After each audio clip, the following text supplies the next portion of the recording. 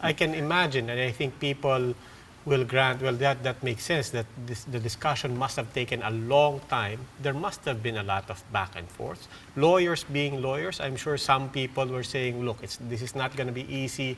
It is not going to be that simple. There must have been people saying, there's a risk here. There is a risk here.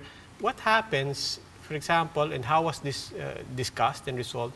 What happens if, for example, at the very first step, the ICC says, no, this does not fall within our jurisdiction? Attorney Corominas. Well, I mean, I think we just thought that our best option was trying to uphold the rule of law.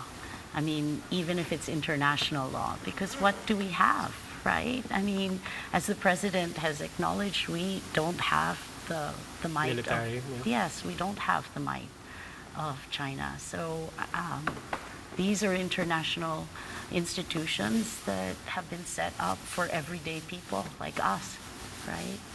So the fishermen, I mean, that's something that anybody, any individual can send a communication to the prosecutor.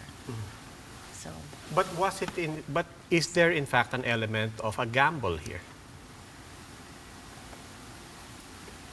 sir.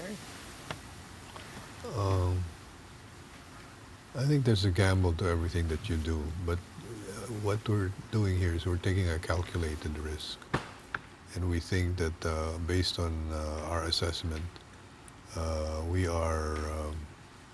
we're looking at something that could materialize into something very positive.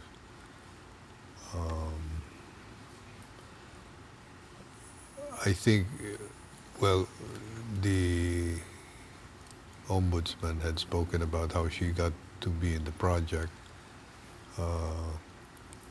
I think that I sit here proud that and confident that we can do this because the way to achieve something is to surround yourself with people who are smarter than you. Voila. But sir, ma'am, I suppose a big element of the gamble is in how one defines crimes against humanity, at least in the Rome Statute. You may end up having to try to get a lot of people to rethink how they define crimes against humanity outside of war crimes. Traditionally, that's how it has always been considered, and now we would like the ICC to look at war crimes in the context of environmental degradation. I would suppose that would be a huge gamble as well. Yeah. Well, actually, when I was still in school, I was on the delegation for the Philippines as an ad hoc legal advisor in negotiating the Rome Statute at the UN. So, and in the Rome Statute of the ICC, crimes against humanity is not necessarily linked to war crimes. Yes, ma'am. So before, in the former tribunal in Yugoslavia set up by the Security Council, there it was linked to war crimes. But in the situation in Rwanda, it was not linked to war crimes. That was an internal situation. So the concept of crimes against humanity was de-linked from war crimes, and it didn't have to be in a time of war. So the ICC, when we negotiated the provisions of crimes against humanity, it took the perspective of the Rwanda tribunal. So it is not necessarily have to do with a time of war. It can be during a time of peace.